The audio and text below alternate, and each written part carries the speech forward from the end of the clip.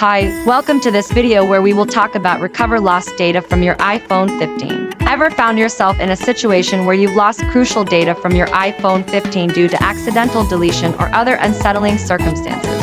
In this video, we'll guide you through practical solutions to recover your data. The first method of recovering your lost data is through the recently deleted feature provided by iOS 17 and onwards.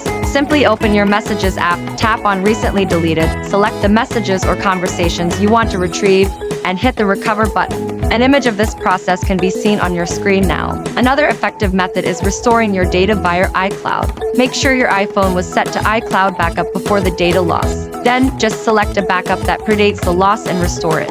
In the scenario you don't have a backup available, you can resort to the iPhone Data Recovery tool. This tool is a complete and deep utility that can scan the device for deleted text messages even without a backup. The tool offers 2 recovery modes, can handle all types of data, and ensures a quick and simple recovery process.